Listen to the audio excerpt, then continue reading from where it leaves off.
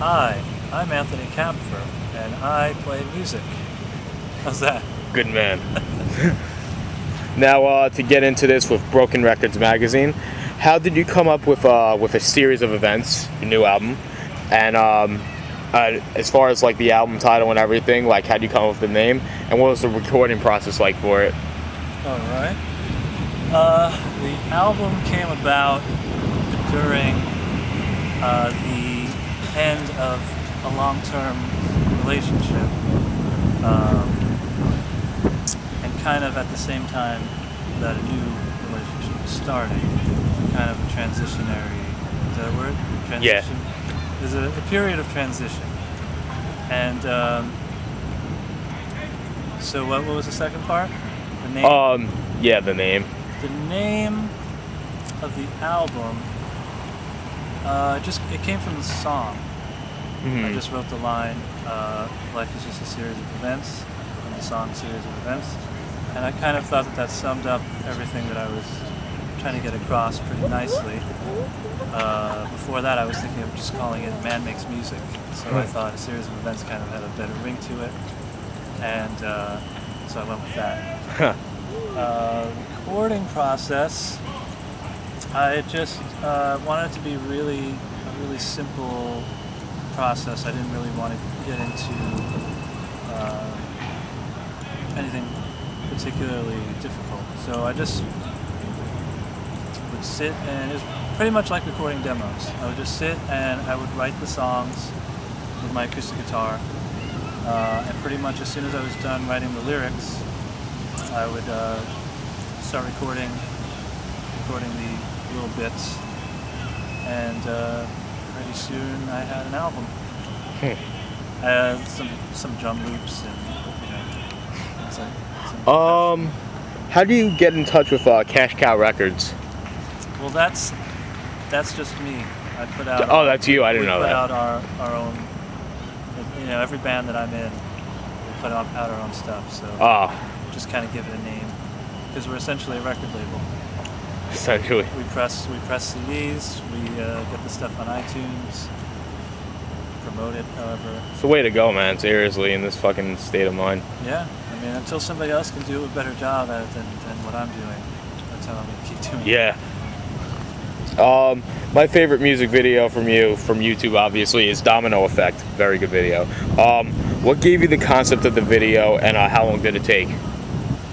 Well, because there was a lot of editing going into that one. Yeah. Well, luckily, the hard part I didn't have to do. I kind of found online. I found a clip of Rube Goldberg machine, which I knew that I wanted the video to have one, but I had no idea how to build one. So, so I found a video, and I guess somewhere in the video it had contact information for the guy who built it. And so I just contacted him. Joseph Hersher, hopefully I'm pronouncing that correctly. But so I contacted him. I sent him my music and told him what I wanted to do, and he was pretty cool about it. And so most of that video is footage that I just kind of pieced together some of me playing, and just kind of tried to make it fit with the song. But most of it is his work. Now this is one of the things I found very interesting. How do you get started with your cartoon series Among Themselves? That was, it came about a few months before I started working on my solo album. I was drumming in a band called The Loke, and so I was in this band called The Loke, and so we were doing some good stuff. We went to South by Southwest. We were recording an album. Things were going pretty well. Talking with some management guys, about taking it to the next step.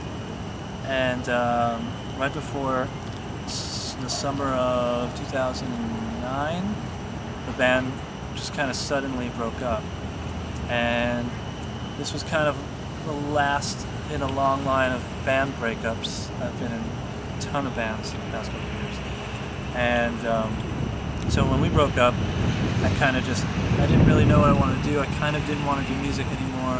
It's kind of like, they say being in a band is like being married, but it felt like I went through too many divorces, and so I just stopped for that whole summer.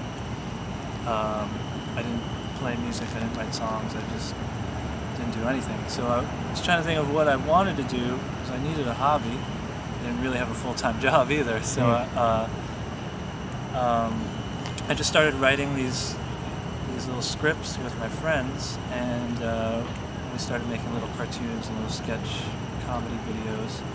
And for a while I thought that I preferred that over music, and I was going to just continue doing that. But then, then I realized my relationship was falling apart, and I didn't feel as funny as I did a few months before. So then I stopped doing the videos for a bit, and I started working on the album. And now that the album is out, I've been promoting the album and getting a lineup together and working on music videos for that. So I haven't really gone back to the videos yet, but it's something that I think we will take a look at again and continue. Awesome, man. Now, obviously, from what I've read, Beck is one of your biggest musical influences. And talking about your previous videos, not just the Domino Effect, just other videos in general. What Beck video really inspired you to like make your own work? Which Beck video? I've always wanted to do a video that's like the Devil's Haircut video. That's such an amazing video. It just seems like a total 90s video, just everything about it. And I'm kind of stuck in the 90s, I guess. And everything about that video I thought was cool. I always kind of want to do one that looks like that. So I guess it hasn't so much inspired me, I guess, but I wish it would. I guess would be a better way to put it. I think probably their best video, Loser. That's a good one too. I guess that's kind of more along the lines, I guess, of the kind of stuff that I do. But I'm just not sure if it's because of that video in particular. Yeah. But a video like that is kind of what I aim for, I guess. What are your goals musically in the next 5 years? Because you've done a lot. You've done a lot in the past. I've done the most amount of projects you can do without being successful. Next 5 years. It'd be nice to do. It'd be nice to go on tour with the lineup. Play some bigger shows, maybe open for some bigger bands. Get somebody behind me, whether it's a label or some management that could take me somewhere.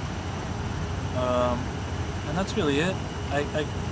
My goal for now is to try to put out 2 albums a year, which the year's almost over, but I'm working on some stuff. But I always hear local bands, they're always making EPs. And I never really get why a local band does a bunch of EPs and never really releases an album. Yeah, it seems like nobody's doing albums now as far as independent. Because it's like, it's not really that much of a difference to make one. Yeah, it's not. And if you're not a huge band, you're not going on tour for 2 years. And, I mean, you do have the time. You don't have somebody telling you gotta do this in about a few months. Yeah. So nobody's telling me I can't put out an album every 6 months, and I don't have a grueling tour schedule that's stopping me. And the technology has gotten to the point where I can record, pretty much anything I want to in my house with very minimal need to go to somebody else's studio. So it's not really, my album didn't cost me anything to record. So I've got the time, and I've got the technology, and I'm just going to try to put out 2 albums a year for as long as... That's awesome. Until there's no more songs coming out. Alright, that pretty much wraps it up. This is Broken Records Magazine, and we're off.